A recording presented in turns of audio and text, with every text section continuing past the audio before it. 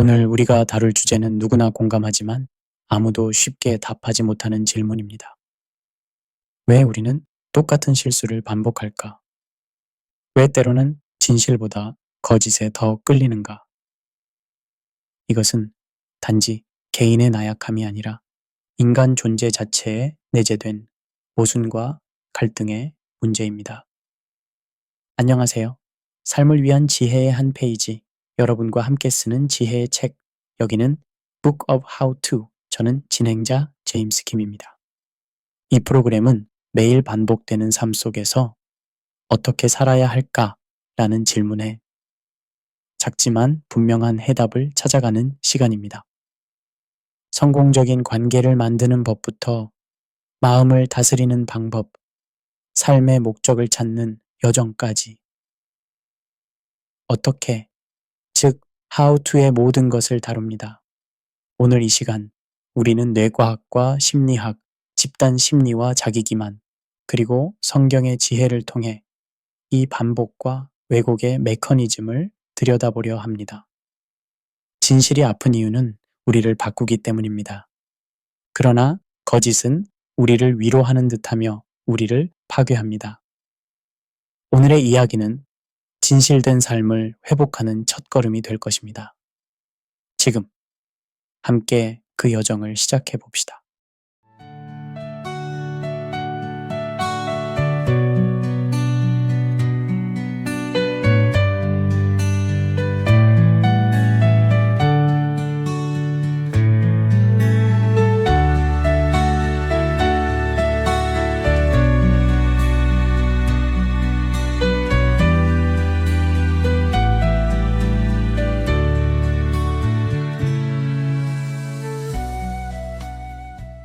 왜 우리는 같은 실수를 반복하고 거짓에 끌리는가?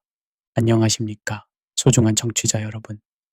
오늘은 우리 인간이 가진 두 가지 흥미로운 특성에 관해 이야기를 나누어 보려 합니다. 첫째는 왜 우리가 같은 실수를 반복하는가 하는 것이고, 둘째는 왜 때로 진실보다 거짓에 더 끌리는가 하는 것입니다. 이 두 질문은 단순해 보이지만 그 안에는 인간 본성의 깊은 복잡성이 숨어 있습니다. 우리 모두는 한 번쯤 이런 경험을 합니다.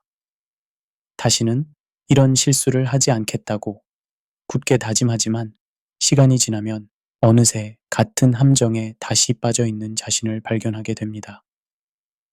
또한 우리는 진실을 사랑한다고 말하면서도 정작 진실이 우리 앞에 나타났을 때는 불편해하며 외면하곤 합니다. 이것은 개인의 삶에서만이 아니라 사회 전체의 차원에서도 반복되는 패턴입니다. 오늘 저는 심리학과 신경과학, 철학, 그리고 성경의 지혜를 통해 이 질문들을 함께 탐구해 보고자 합니다. 우리가 이러한 본성을 이해하게 된다면 더 지혜로운 선택을 하고 더 진실된 삶을 살아갈 수 있을 것입니다. 먼저 인간의 뇌가 어떻게 작동하는지부터 살펴보겠습니다. 우리의 뇌는 놀라운 기관입니다. 뇌는 패턴을 인식하고 만들도록 진화했습니다. 이것은 생존을 위해 필수적이었습니다. 어떤 열매가 독이 있는지, 어떤 소리가 위험을 알리는지 파악하는 능력은 우리 조상들의 생존에 결정적이었습니다. 그러나 이 패턴 인식 능력은 양날의 검입니다. 한편으로는 우리에게 학습과 적응의 능력을 주지만 다른 한편으로는 우리를 고정된 행동 방식에 가두기도 합니다. 심리학자들은 이를 행동 스크립트라고 부릅니다. 특정 상황에서 자동적으로 따르게 되는 내면화된 행동 패턴을 말합니다. 재미있는 것은 우리가 다시는 이런 실수를 하지 않겠다고 맹세할 때조차도 이 맹세는 종종 표면적인 의식 수준에서만 이루어진다는 점입니다. 그 아래에는 훨씬 더 깊고 강력한 무의식적 패턴들이 작동하고 있습니다. 이것은 마치 우리의 의식이 배의 선장이라면 무의식은 그 배 밑에 있는 거대한 빙산과 같습니다. 보이지 않지만 배의 방향을 결정적으로 좌우합니다. 신경과학의 연구 결과들을 보면 더욱 흥미롭습니다. 우리의 뇌는 크게 세 부분으로 나눌 수 있습니다. 본능적 반응을 담당하는 파충류뇌, 감정을 처리하는 변연계, 그리고 이성적 사고를 담당하는 신피질입니다. 문제는 이 세 부분이 항상 조화롭게 작동하지 않는다는 것입니다. 특히 스트레스나 강한 감정적 자극 해소는 더욱 그렇습니다. 이럴 때 우리의 뇌는 이성적인 신피질보다 더 원시적인 변연계나 파충류 뇌에 의존하게 됩니다. 위험에 처했을 때 빠른 반응이 생존에 더 중요했기 때문입니다. 이것이 왜 우리가 화가 났을 때나 불안할 때 평소라면 하지 않을 말이나 행동을 하게 되는지 설명해 줍니다. 그 순간 우리의 이성적 뇌는 잠시 휴식을 취하고 더 원시적인 부분이 주도권을 잡는 것입니다. 그래서 나중에 진정하고 나서 내가 왜 그랬을까 하고 후회하게 됩니다. 신경 가소성이라는 개념도 중요합니다. 이는 뇌가 경험에 따라 변화할 수 있는 능력을 말합니다. 반복적으로 특정 방식으로 반응하면 그에 해당하는 신경 경로가 강화됩니다. 이것이 바로 습관이 형성되는 방식입니다. 예를 들어 스트레스를 받을 때마다 담배를 피우거나 술을 마시는 사람은 점점 더 그 행동이 자동화됩니다. 뇌에서 스트레스와 담배 사이의 신경 연결이 점점 더 강해지는 것입니다. 문제는 한번 형성된 이러한 신경 경로를 바꾸는 것이 상당히 어렵다는 점입니다. 오래된 습관을 고치기가 어려운 이유가 바로 여기에 있습니다. 도파민이라는 신경 전달 물질도 중요한 역할을 합니다. 도파민은 보상과 쾌락을 느끼게 하는 화학 물질로 특정 행동을 반복하게 만드는 강력한 동기부여 요소입니다. 불행히도 단기적 쾌락을 주는 행동들은 종종 장기적으로는 해로울 수 있습니다. 이것이 바로 중독의 신경생물학적 기초입니다. 흥미로운 점은 도파민이 실제 보상보다 보상에 대한 예상에 더 강하게 반응한다는 것입니다. 이것이 바로 도박이나 소셜미디어 중독이 그토록 강력한 이유입니다. 우리는 다음 알림이나 다음 카드가 가져올 수 있는 잠재적 보상의 가능성에 중독되는 것입니다. 실제로 보상을 받는 것보다 받을 수도 있다는 기대감이 더 강력한 동기부여가 됩니다. 이제 심리학적 측면을 살펴보겠습니다. 프로이트가 인간의 마음을 빙산에 비유한 것은 우연이 아닙니다. 우리 의식은 단지 빙산의 일각에 불과하며 대부분의 정신활동은 무의식 수준에서 일어납니다. 이 무의식적 과정들이 우리의 행동을 크게 좌우합니다. 방어기제는 이러한 무의식적 과정의 중요한 예입니다. 이는 불안이나 죄책감 같은 부정적 감정으로부터 자아를 보호하기 위한 심리적 전략입니다. 흔한 방어기제로는 부정, 투사, 합리화, 억압, 승화 등이 있습니다. 부정은 불편한 현실을 인정하지 않으려는 것입니다. 예를 들어 술을 너무 많이 마셔 문제를 일으킨 사람이 그렇게 많이 마신 것도 아니야 라고 말하는 것은 부정의 예입니다. 알코올 중독자들이 자신의 문제를 인정하지 않는 것도 이 방어기제 때문입니다. 투사는 자신의 받아들이기 힘든 생각이나 감정을 다른 사람에게 돌리는 것입니다. 자신의 배우자를 의심하면서 당신이 나를 속이고 있지 라고 말하는 것은 자신의 불륜 욕구를 상대에게 투사하는 예일 수 있습니다. 합리화는 나쁜 행동을 정당화하는 것입니다. 단지 스트레스를 풀기 위해 필요했어. 모든 사람이 다 그렇게 해 라고 말하는 것은 나쁜 행동을 합리화하는 예입니다. 억압은 고통스러운 기억이나 감정을 무의식 속에 밀어넣는 것입니다. 어린 시절의 트라우마를 기억하지 못하는 것이 그 예입니다. 그러나 억압된 감정은 사라지는 것이 아니라 다른 방식으로 표출됩니다. 승화는 받아들이기 힘든 충동을 사회적으로 용인되는 방식으로 표현하는 것입니다. 예를 들어 공격적인 충동을 스포츠나 예술로 표현하는 것입니다. 이러한 방어 기제들은 단기적으로는 심리적 안정을 제공할 수 있지만 장기적으로는 실제 문제 해결을 방해하고 같은 실수를 반복하게 만듭니다. 왜냐하면 이러한 기제들은 우리가 자신의 행동에 대한 진정한 책임을 피하게 해주기 때문입니다. 자기 기만의 심리학도 빼놓을 수 없습니다.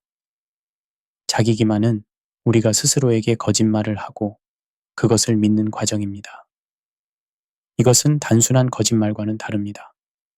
거짓말을 할 때 우리는 진실을 알면서도 의도적으로 다른 것을 말합니다. 반면 자기 기만에서는 우리는 실제로 자신의 거짓말을 믿게 됩니다. 심리학자들은 자기 기만이 심리적 방어 메커니즘으로 작용한다고 설명합니다. 그것은 우리의 자존감을 보호하고 불안을 감소시키며 세상을 더 통제 가능하고 예측 가능하게 만들어줍니다. 예를 들어 많은 사람들이 자신을 평균 이상의 운전자라고 생각합니다. 통계적으로 이것은 불가능합니다. 모든 사람이 평균 이상일 수는 없으니까 말입니다. 그러나 이러한 믿음은 우리에게 안전감과 통제감을 제공합니다. 비슷하게 많은 사람들이 자신이 건강에 해로운 습관에 부정적 영향을 피할 수 있을 것이라고 믿습니다. 흡연은 해롭지만 나는 괜찮을 거야. 나는 술을 통제할 수 있어. 나는 그 사람과는 달라. 같은 생각들입니다. 이런 자기 기만은 우리가 위험한 행동을 계속하게 만듭니다. 후광 효과라는 인지 편향도 자기 기만의 한 형태입니다. 이것은 우리가 한 사람의 한 가지 긍정적인 특성, 예를 들어 외모를 바탕으로 그 사람의 다른 특성, 예를 들어 지능이나 도덕성도 긍정적일 것이라고 가정하는 경향입니다. 우리는 세상을 단순화하고 쉽게 이해하려는 심리적 지름길을 택하는 것입니다. 근본적 귀인 오류도 중요합니다. 이것은 우리가 자신의 실패는 외부 환경 탓으로 돌리고 시험이 너무 어려웠어. 성공은 내적 요인에 귀인하는 경향입니다. 내가 정말 열심히 공부했거든. 반대로 다른 사람들의 실패는 그들의 내적 특성 탓으로 돌리고 그는 게으르니까 그들의 성공은 외부 요인에 귀인하는 경향이 있습니다. 그냥 운이 좋았을 뿐이야. 이제 왜 우리가 진실보다 거짓에 끌리는지 살펴보겠습니다. 인간의 마음에는 확증 편향이라는 강력한 메커니즘이 있습니다. 확증 편향이란 우리가 이미 믿고 있는 것을 지지하는 정보는 쉽게 받아들이고 그에 반하는 정보는 무시하거나 평가절하하는 경향을 말합니다. 예를 들어 보겠습니다. 여러분이 특정 정치인을 지지한다고 가정해 봅시다. 그 정치인이 거짓말을 했다는 증거가 나타났을 때 여러분은 어떻게 반응할까? 많은 경우 우리는 그 증거를 부정하거나 맥락에서 벗어난 해석을 하거나 심지어는 모든 정치인이 거짓말을 한다 라는 식으로 정당화하려고 합니다. 이것이 바로 확증 편향의 작동 방식입니다.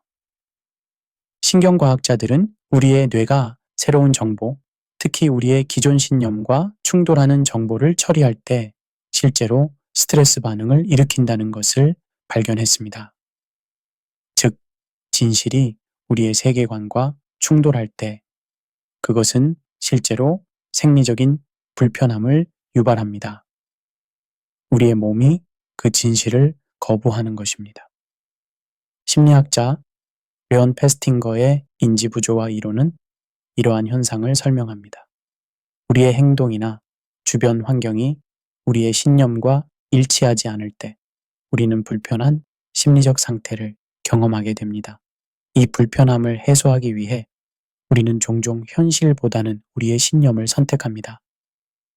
다시 말해, 우리는 진실보다 우리를 편안하게 해주는 거짓을 선택하는 것입니다. 이러한 심리적 메커니즘은 단순히 개인적인 결함이 아니라 인간 심리의 기본적인 작동 방식입니다. 그렇다면 왜 우리의 뇌는 이런 식으로 작동하도록 진화했을까? 그 답은 생존에 있습니다. 인류 역사의 대부분 동안 우리의 조상들은 정확한 정보보다는 집단의 조화와 소속감이 더 중요했습니다. 부족에서 추방되는 것은 종종 사망 선고나 다름없었기 때문에 집단의 믿음 체계에 도전하는 것보다는 그것을 수용하는 것이 생존에 더 유리했습니다. 이러한 진화적 압력이 우리의 뇌를 형성하여 때로는 객관적 진실보다 사회적 조화를 우선시하도록 만들었다는 것이 한 가설입니다. 현대 사회는 이러한 경향을 더욱 증폭시킵니다. 소셜미디어, 24시간 뉴스 채널, 그리고 무수한 정보 소스들은 우리에게 끊임없이 정보를 쏟아붓고 있지만 그 정보들의 신뢰성을 판단하는 것은 점점 더 어려워지고 있습니다. 이러한 환경에서 우리는 종종 확증 편향의 에코 챔버에 갇히게 됩니다. 알고리즘은 우리가 이미 동의하는 정보를 더 많이 보여주고 우리는 자신의 견해를 강화하는 커뮤니티에 참여합니다. 결과적으로 우리의 세계관은 점점 더 좁아지고 다른 관점을 받아들이는 능력은 감소합니다. 소셜미디어에서 특히 두드러지는 현상이 있습니다. 우리는 많은 경우 진실이 아닌 진실처럼 보이는 것에 더 큰 가치를 부여합니다. 여러분이 소셜미디어에 자신의 완벽한 휴가 사진이나 행복한 가족 모습만을 게시한다고 생각해 보십시오. 이것이 여러분 삶의 전체 진실입니까? 아마도 아닐 것입니다. 그러나 우리는 이러한 큐레이션된 진실을 통해 타인에게 보여주고 싶은 이미지를 구축합니다. 이것은 직접적인 거짓말은 아니지만 완전한 진실도 아닙니다. 우리는 매일 자신의 SNS 계정에 작은 거짓말 박물관을 건설하고 있는 셈입니다. 더 아이러니한 것은 우리 모두가 다른 사람들의 게시물이 현실을 완벽하게 반영하지 않는다는 것을 알면서도 여전히 그것을 보며 부러움과 열등감을 느낀다는 점입니다. 우리는 거짓을 알아보면서도 여전히 그 거짓에 속아 넘어가는 기묘한 이중성을 보입니다. 현대 사회에서 거짓이 매력적인 또 다른 이유는 그것이 제공하는 즉각적인 만족감 때문입니다. 진실은 종종 복잡하고 미묘하며 때로는 불편합니다. 반면 거짓은 단순하고 명확하며 듣기 좋을 수 있습니다. 예를 들어 체중 감량에 관한 진실은 균형 잡힌 식단과 규칙적인 운동을 통해 서서히 건강한 체중에 도달하는 것이라는 다소 지루한 메시지입니다. 그러나 이 기적의 약을 먹으면 2주 만에 10kg을 감량할 수 있다는 거짓 메시지는 훨씬 더 매력적으로 들립니다. 우리는 진실보다 듣고 싶은 것을 말해주는 정보에 더 끌리는 경향이 있습니다. 이러한 현상은 마케팅과 정치에서 특히 잘 활용됩니다. 당신은 지금 이대로도 충분히 좋습니다라는 진실보다 이 제품을 사용하면 더 아름다워질 것입니다라는 약속이 더 많은 제품을 판매합니다. 복잡한 문제는 복잡한 해결책이 필요합니다라는 진실보다 내가 모든 문제를 간단히 해결해 드리겠습니다라는 정치적 수사가 더 많은 표를 얻습니다. 우리가 이런 메시지에 반응하는 이유는 무엇일까? 그것은 바로 우리의 욕망과 두려움 때문입니다. 거짓은 종종 우리의 가장 깊은 욕망, 아름다움, 성공, 안전 등에 호소하거나 우리의 가장 큰 두려움, 거절, 실패, 불확실성 등을 이용합니다.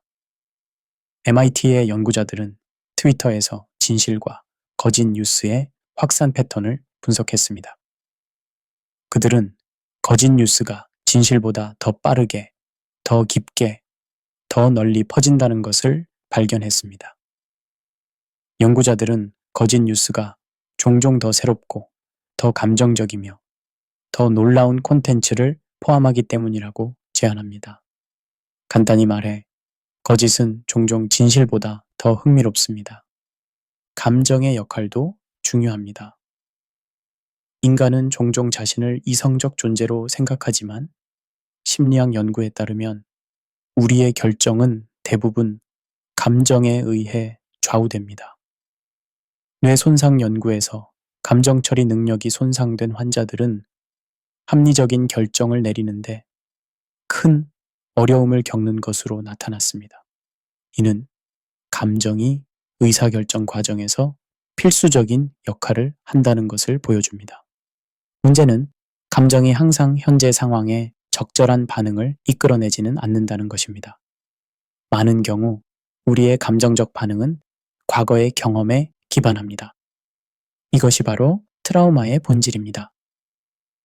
과거의 고통스러운 경험이 현재의 상황에 부적절한 반응을 일으키는 것입니다. 예를 들어 어린 시절 버림받은 경험이 있는 사람은 성인이 되어서도 친밀한 관계에서 과도한 불안과 의심을 경험할 수 있습니다. 이로 인해 그들은 실제로는 건강한 관계를 자기 파괴적 행동으로 해치게 될 수 있습니다. 이러한 행동은 비이성적으로 보일 수 있지만 그 사람의 감정적 역사의 맥락에서는 이해할 수 있습니다. 또한 감정은 종종 전염됩니다. 다른 사람의 감정 상태에 영향을 받는 것은 인간의 자연스러운 특성입니다. 이것이 바로 군중 심리가 작동하는 방식입니다. 이러한 감정적 전염은 집단적 수준에서 같은 실수가 반복되는 이유 중 하나입니다. 흥미로운 점은 우리가 흔히 감정에 휩쓸리지 말자고 말하면서도 사실 감정 없이는 어떤 결정도 내릴 수 없다는 사실입니다. 우리는 감정의 바다에서 살아가는 존재들입니다. 그리고 때로는 그 바다가 폭풍우 치는 상태일 때 우리는 그 감정의 파도에 휩쓸려 같은 바위에 계속해서 부딪히게 됩니다. 사회적 차원도 살펴볼 필요가 있습니다. 역사를 통해 우리는 같은 실수가 집단적 수준에서 반복되는 것을 볼 수 있습니다. 전쟁, 경제 위기, 사회적 불평등, 그리고 환경 파괴 등의 패턴이 계속해서 반복됩니다.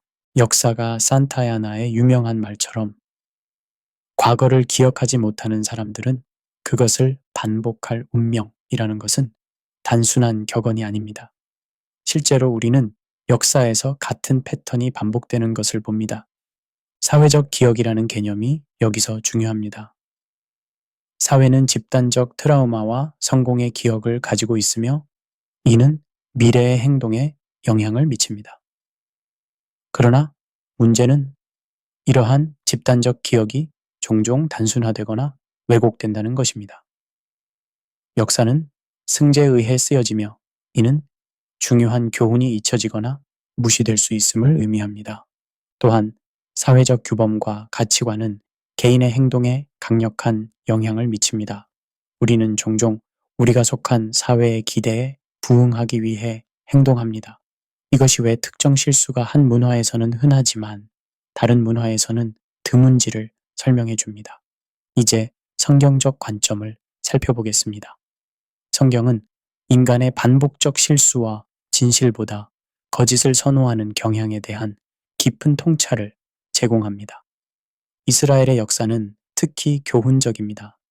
사사기에서 우리는 이스라엘 백성이 하나님을 섬기다가 우상 숭배에 빠지고 그로 인해 고통을 겪고 회개하고 다시 하나님께 돌아오는 패턴을 반복적으로 볼 수 있습니다. 이것은 인간의 반복적 실수의 고전적인 예입니다. 잠언 26장 11절의 말씀은 이 현상을 강력하게 표현합니다.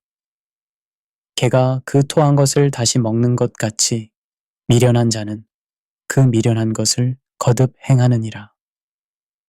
이 구절은 우리가 어떻게 해롭다는 것을 알면서도 같은 실수를 반복하는지를 생생하게 보여줍니다. 로마서 7장 15절부터 20절에서 사도 바울은 이 내적 갈등을 묘사합니다. 내가 원하는 것은 행하지 아니하고 도리어 미워하는 것을 행함이라. 내가 원하는 바 선은 행하지 아니하고 도리어 원하지 아니하는 바 악을 행하는도다. 이 구절은 우리 모두가 경험하는 내적 갈등을 정직하게 표현합니다. 우리는 무엇이 옳은지 알고 있습니다. 우리는 무엇을 해야 하는지 알고 있습니다. 그러나 아는 것과 행하는 것 사이에는 큰 간격이 있습니다. 이 구절은 인간의 본성에 내재된 깊은 갈등을 보여줍니다. 우리는 무엇이 옳은지 알지만 그것을 행할 능력이 부족합니다. 이것이 바로 기독교에서 말하는 원죄의 결과입니다. 인간은 타락한 상태에서 자신의 힘만으로는 죄의 순환에서 벗어날 수 없습니다. 갈라디아서 5장 16절부터 17절에서 바울은 다음과 같이 말합니다. 내가 이르노니 너희는 성령을 따라 행하라. 그리하면 육체의 욕심을 이루지 아니하리라. 육체의 소욕은 성령을 거스리고 성령은 육체를 거스르나니 이 둘이 서로 대적함으로 너희가 원하는 것을 하지 못하게 하려 함이니라. 이 구절은 우리 안에 있는 두 가지 상반된 힘에 대해 말합니다. 한편으로는 육체의 욕심이 있고 다른 한편으로는 성령이 있습니다. 이 둘은 서로 대적합니다. 이것이 우리가 같은 실수를 반복하는 이유입니다. 그러나 성경은 단순히 문제를 진단하는데 그치지 않고 해결책도 제시합니다. 그 해결책은 바로 하나님의 은혜와 성령의 능력입니다.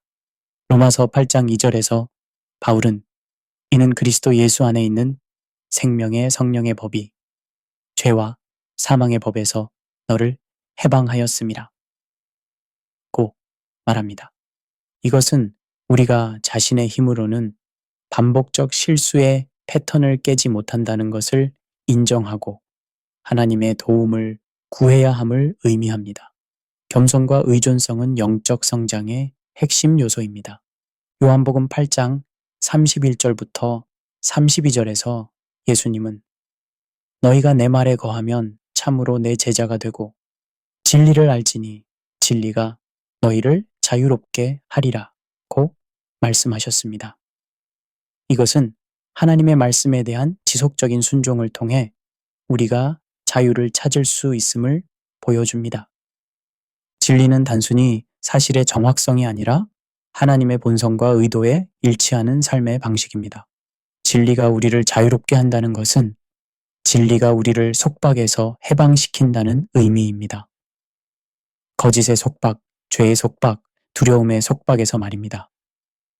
진실을 추구하는 것은 단순히 도덕적 의무가 아니라 실용적인 필요성입니다. 진실은 우리가 현실을 정확하게 인식하고 효과적인 결정을 내리며 진정한 성장을 이루는데 필수적입니다. 의학 분야를 생각해 보십시오. 환자의 상태에 대한 정확한 진단은 적절한 치료의 전제 조건입니다. 의사가 환자의 감정을 보호하기 위해 심각한 질병의 징후를 무시한다면 그것은 단기적으로는 편안함을 줄 수 있지만 장기적으로는 치명적일 수 있습니다. 비슷하게 개인적 성장도 자기 인식과 진실된 피드백에 의존합니다. 우리가 자신의 약점과 실수를 인정하지 않으면 그것들을 개선할 수 없습니다. 이것이 바로 진실이 너희를 자유롭게 하리라 는 고대의 지혜가 의미하는 바입니다. 거짓은 어떤 대가를 치르게 할까? 첫째, 거짓은 종종 더 많은 거짓을 필요로 합니다. 한번 거짓말을 하면 그것을 유지하기 위해 더 많은 거짓말이 필요한 경우가 많습니다. 이것은 점점 더 복잡해지는 거짓의 웹을 만들어내며 결국에는 우리를 가두는 감옥이 됩니다. 둘째, 거짓은 신뢰를 파괴합니다. 사회적 관계와 기관들은 신뢰를 기반으로 합니다. 한번 신뢰가 깨지면 그것을 회복하는 것은 매우 어렵습니다. 이것은 개인적 관계에서도 마찬가지이고 사회적, 정치적 영역에서도 마찬가지입니다. 셋째, 거짓은 우리의 내적 완전성을 손상시킵니다. 우리가 알고 있는 것과 행동하는 방식 사이의 불일치는 내적 긴장과 불안을 유발합니다. 반면 진실되게 살아가는 것은 내적 평화와 일관성의 감각을 가져옵니다. 갈라디아서 6장 7절은 경고합니다.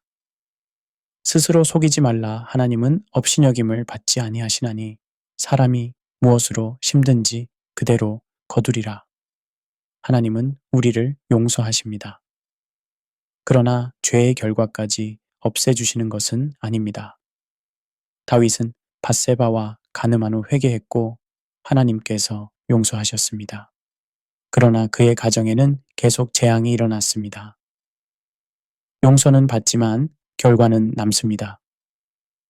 그렇다면 어떻게 우리는 이러한 패턴을 깨고 더 진실된 삶을 살 수 있을까? 몇 가지 실용적인 방법을 제시하겠습니다. 첫째, 자기 인식을 기르는 것이 중요합니다.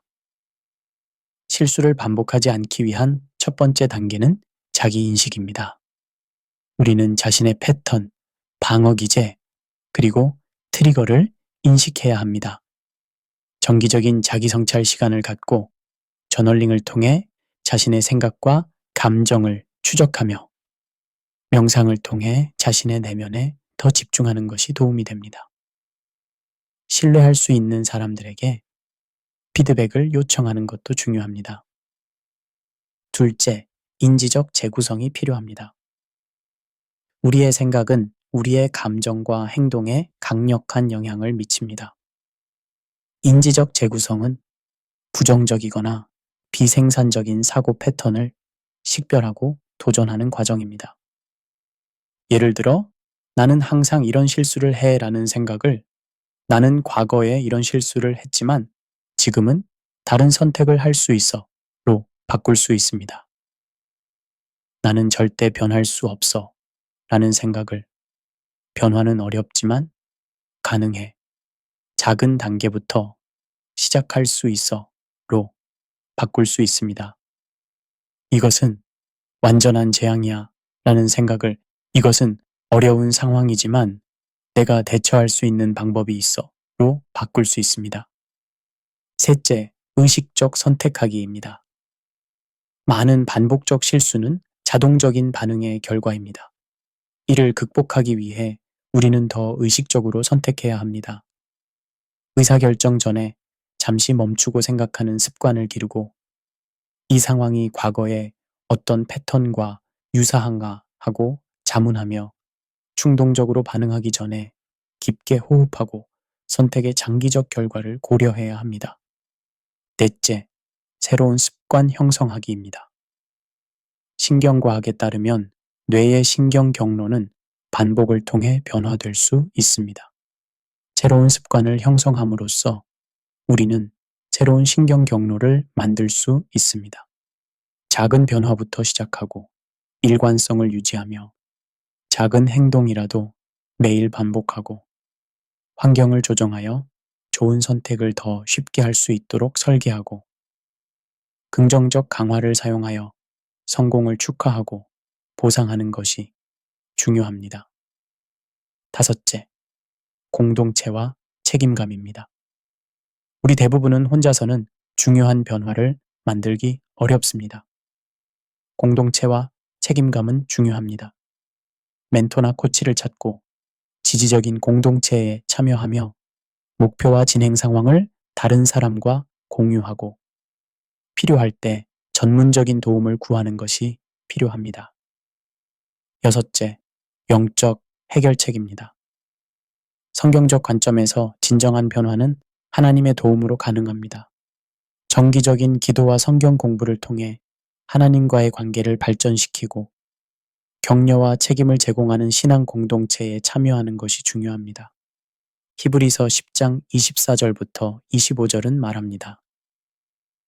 서로 돌아보아 사랑과 선행을 격려하며 모이기를 패하는 어떤 사람들의 습관과 같이 하지 말고 오직 권하여 그날이 가까움을 볼수록 더욱 그리하자.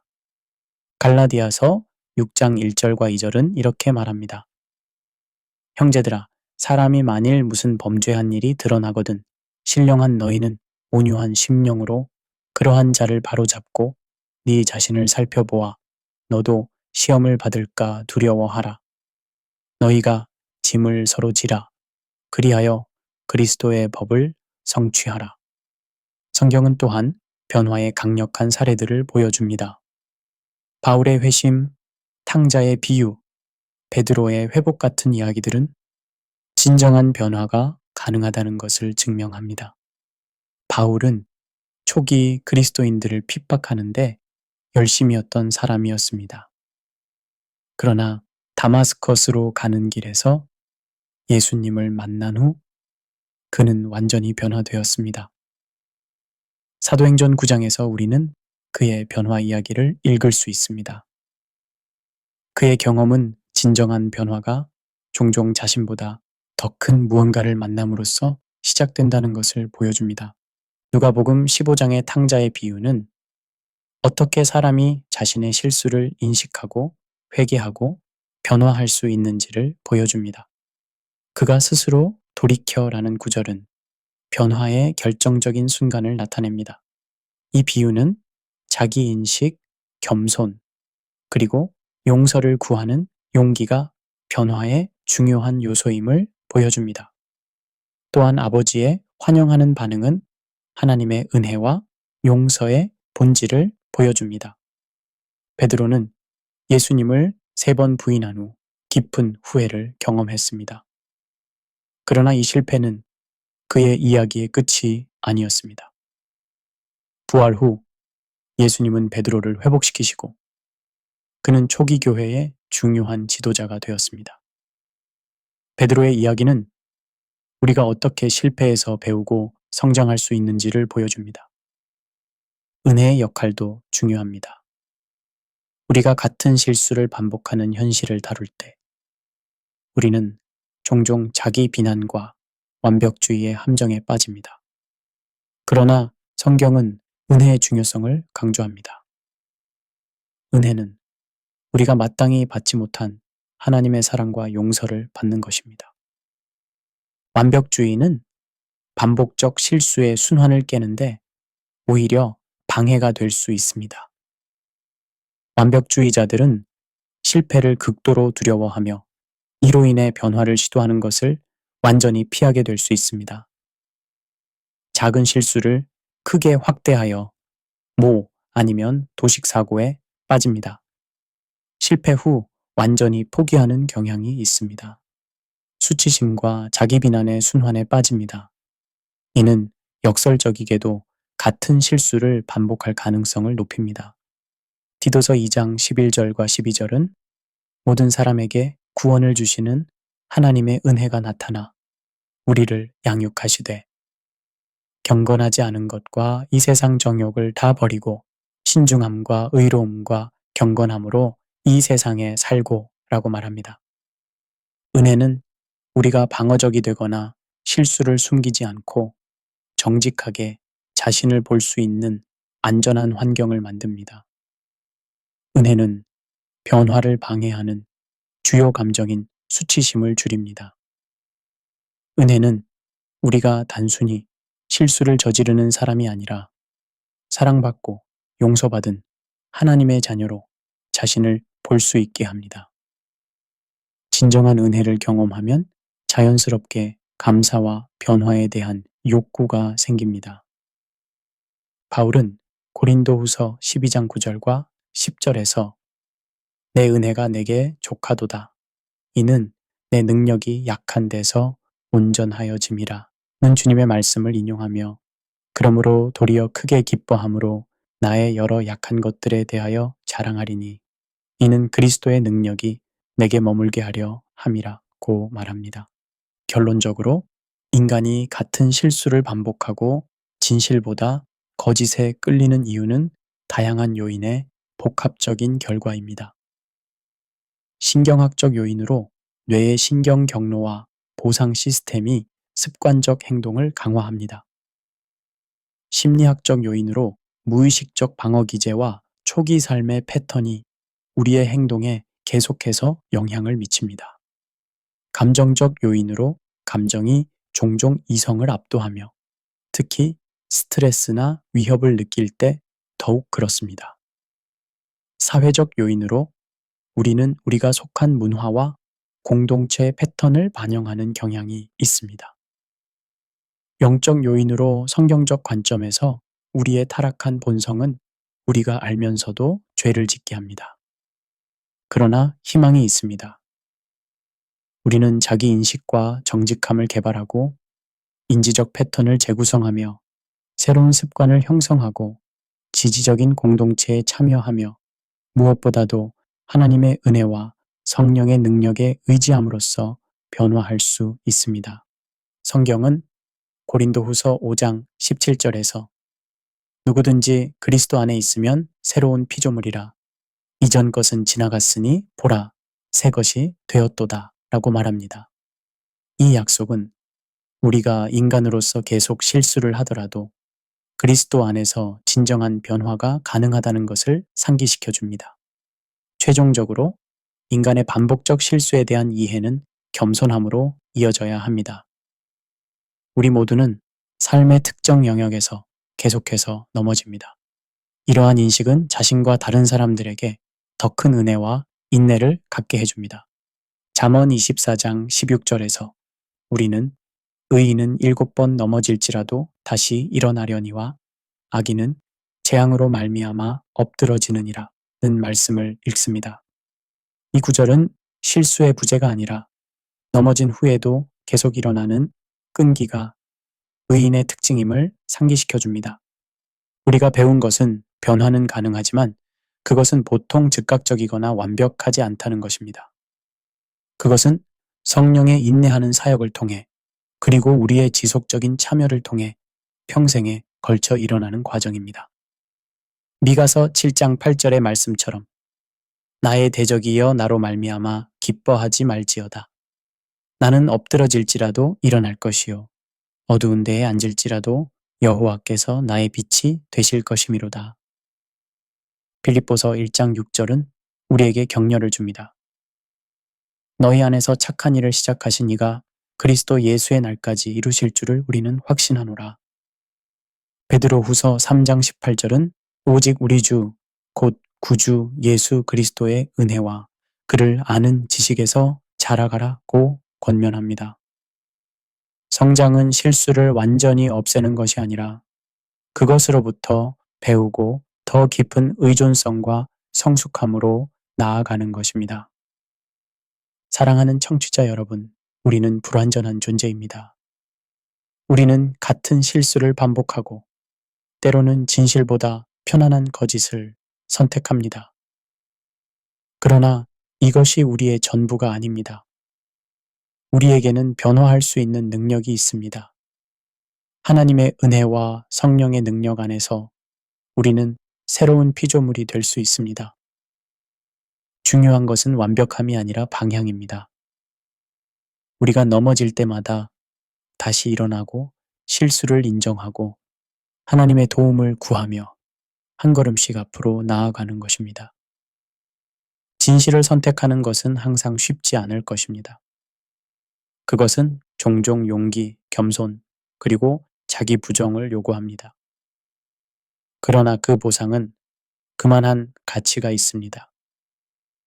진정한 자유, 진정한 관계, 그리고 진정한 평화는 모두 진실을 기반으로 합니다. 시편 109편 105절의 말씀처럼 주의 말씀은 내 발의 등이요 내 길의 빛이니이다. 우리가 진리의 비단에서 걷는 법을 배울 때 우리는 더 충만하고 더 자유롭고 더 진실된 삶을 살 수 있습니다.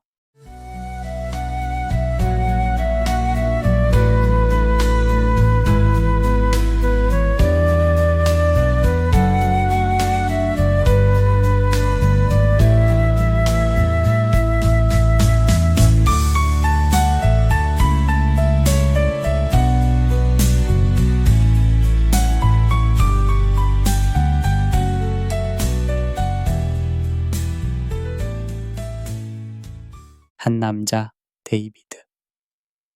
그는 뉴저지에서 소규모 기술업체에 다니는 40대 가장이었습니다.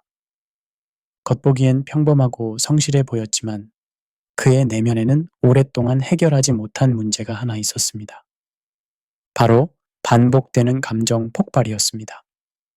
데이비드는 누군가 자신을 비난하거나 지적한다고 느끼면 순식간에 마음이 얼어붙고 그 다음엔 불덩이처럼 분노가 치솟았습니다. 그리고 그는 늘 똑같이 후회했습니다. 왜 또 그랬지? 다시는 그러지 말자고 그렇게 다짐했는데 그의 문제는 성인이 된 후에 갑자기 생긴 것이 아니었습니다. 그의 어린 시절로 거슬러 올라갑니다. 데이비드는 고등학교 시절까지 아버지로부터 거친 꾸중과 날카로운 비난을 자주 듣고 자랐습니다. 잘못을 하든 하지 않든 아버지는 늘 같은 말로 그를 몰아붙였습니다. 넌 왜 이것밖에 못하냐? 네가 하면 왜 항상 문제야? 이 말들은 그의 기억 속에서 마치 새겨진 문장처럼 지워지지 않았습니다. 성인이 되고 사회에 나가서도 누군가 그에게 의견을 주기만 해도 그 말이 사실 합리적 비판인지 단순한 조언인지 상관없이 그는 그 말 속에서 어린 시절의 목소리를 다시 들었습니다.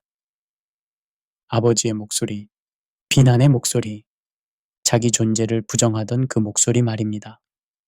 그래서 그는 반복했습니다.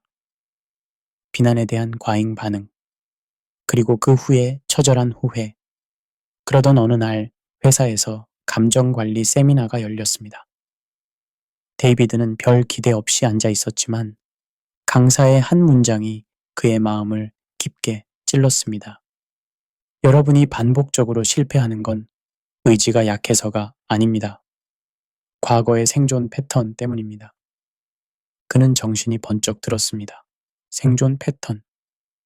어린 시절 자신이 살아남기 위해 몸에 새긴 그 반응이 성인이 된 지금도 여전히 그를 붙잡고 있었던 것입니다. 세미나가 끝나고 데이비드는 강사에게 다가갔습니다. 저는 정말 감정을 통제하지 못합니다. 그 순간이 오면 제 의지가 사라져 버립니다. 강사는 조용히 대답했습니다. 의지는 원래 감정을 이길 수 없습니다. 하지만 알아차림은 감정을 멈추게 합니다. 화가 올라오는 신호를 느끼기만 해도 당신의 뇌는 새로운 선택을 할 여유를 갖게 됩니다. 그 말은 데이비드에게 그동안 누구에게도 들어본 적 없는 따뜻한 진실의 문장이었습니다. 그날부터 데이비드는 작은 노트를 들고 다녔습니다. 그리고 감정이 올라오는 순간을 이렇게 적기 시작했습니다. 가슴이 뜨겁다. 목이 조여온다. 머리가 하얘진다.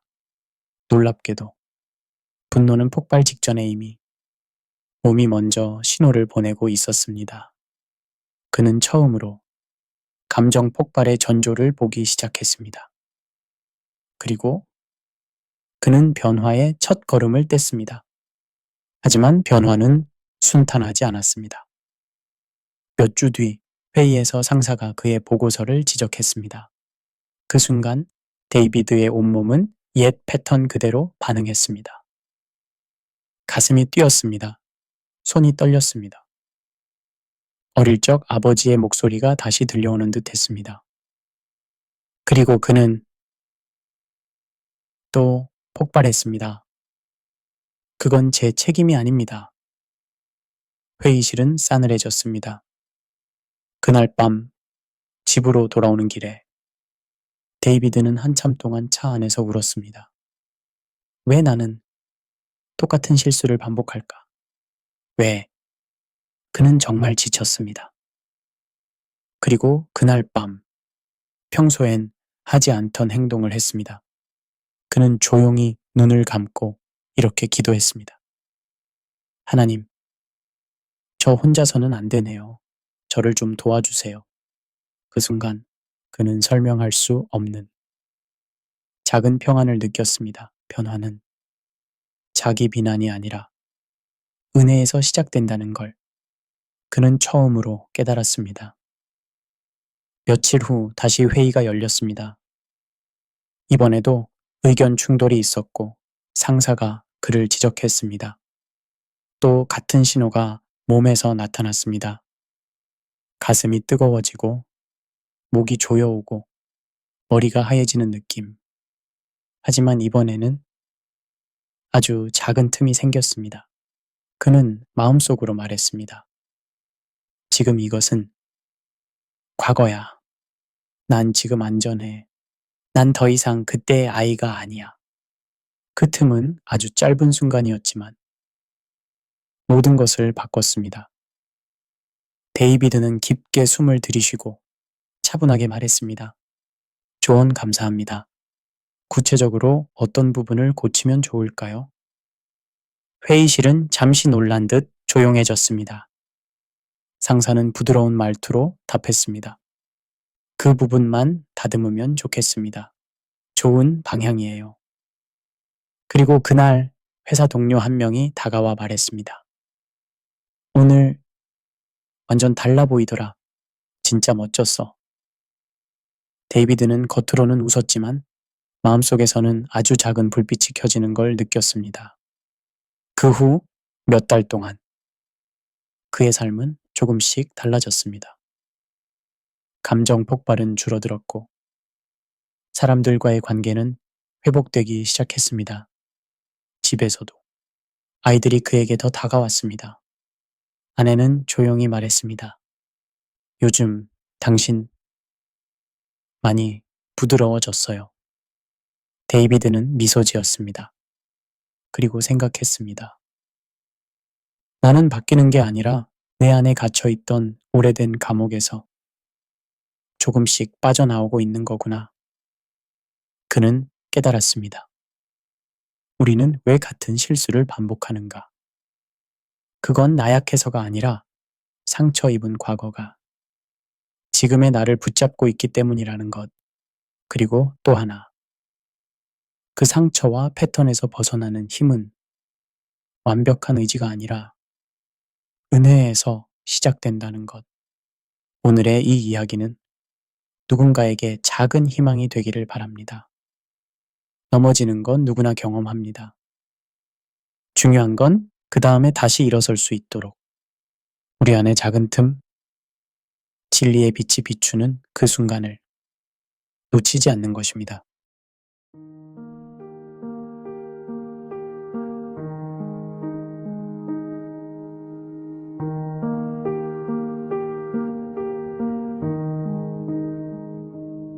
우리는 늘 같은 길 모퉁이에 멈추어 선다. 지나온 발자국이 분명한데도 마치 처음인 듯 다시 돌고 다시 아파하고 다시 후회한다.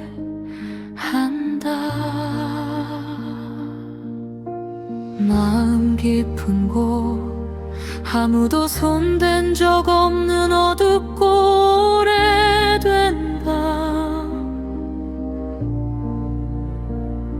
그 안에서 오래된 습관은 뿌리처럼 얽히고 도파민의 작은 불꽃은 우리를 또다시 익숙한 어둠으로 이끈다. 거짓은 달콤하다. 진실은 때로 쓰고 무겁고 마주 서면 자신이 흔들린다. 그래서 우리는 빛보다 그림자를 택할 때가 많다. 그림자는 쉬웠고 빛은 용기를 요구했다. 그러나 어느 순간 우리의 영혼은 낮고 맑은 속삭임을 들린다. 너희를 자유롭게 하리라. 그 음성은 죄책을 쪼개지 않고 수치를 찢어버리지 않는다. 다만 우리의 두 손을 잡아 한 걸음 또 한 걸음 깊은 패턴의 그늘 밖으로 인도한다. 넘어지지 않는 것이 의로움이 아니라 7번 넘어져도 7번 모두 일어나는 것. 그 일어섬 속에서 우리는 비로소 새로운 길을 배운다.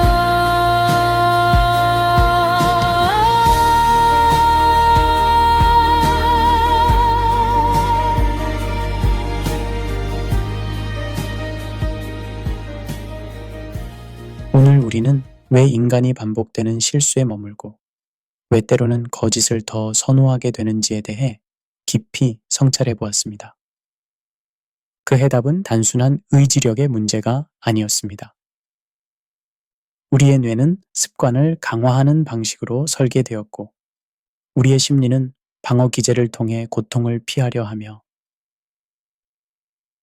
우리의 사회는 감정적이고 편향된 정보로 넘쳐납니다.